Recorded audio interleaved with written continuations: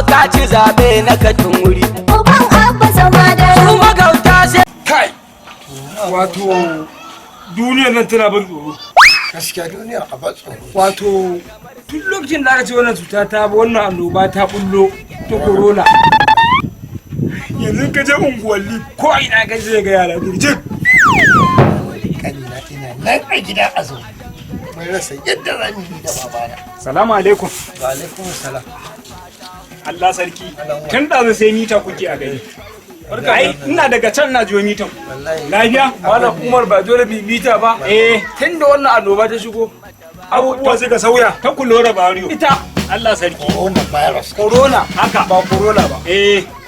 Wato me yake faruwa? Wato ni nan da kake gani na. Da ni da mahaifin abin yana dam. Na me? Ci mana tuwa ƙwarya. Ai ba iya kuka Kaga kanina ina nan a gida.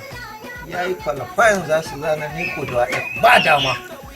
Ga kannansa nasi blessing ba dama karatu. Waye ya gaya muku karatu ya tsaya a jihar Kano?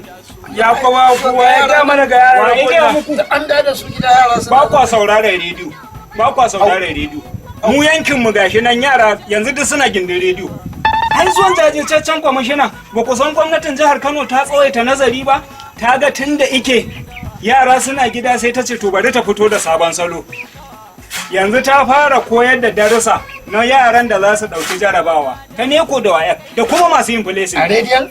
Kware kuwa tana koyar da darasanta a gidan rediyon Kano da karfe 11 na safe kullum zuwa 12 sannan za ta tafi break ta dawo karfe 1 sannan ta gama karfe 2. Yara suna na yanzu ai karatu bai tsaya ba. Wai a rediyon har da break? Kwarai da gaske. Ai jajirtaccen kwamishinan nan na ilimi maji daɗin iru wannan ai saƙonsa ne.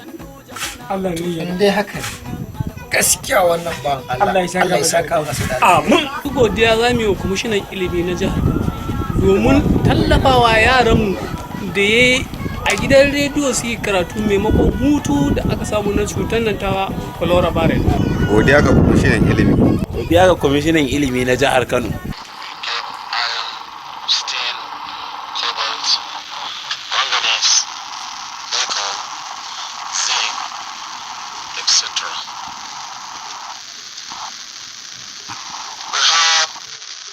Question which follows those ones mentioned above.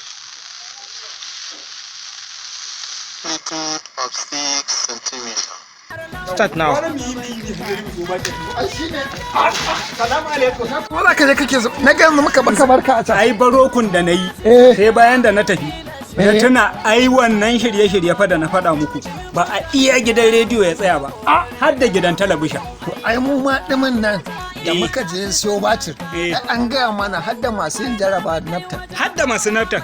Har da yan bayis. Allahu akbar. Ai baka san wani abu ba. Gwamnatin jihar Kano ta dauna har gidan talabishin. Mu ma an ce girma. har da yan firamare ka ce kan baki da.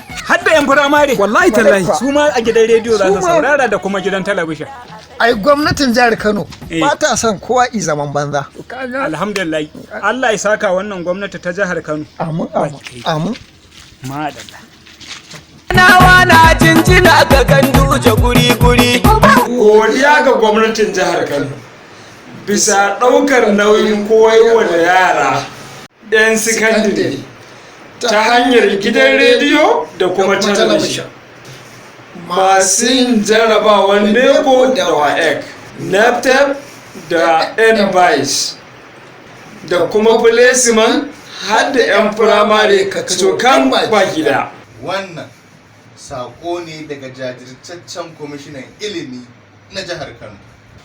Wato mai son ci gaban ilimi, mai tada koma da ilimi, mai son bunƙasa ilimi, mai son bunƙasa jihar Kano ta fuskar ilimi. Wato Honorable Sanusi Muhammad maji daɗin ilimi, ƙarƙashin jagoranci. Uban abba zama da Azimul Islam baba ka ci zabe na katin wuri. Uban abba zama da Su magauta sai takumi suke lebe yayi bari. Uban abba zama da Suna ta sharri da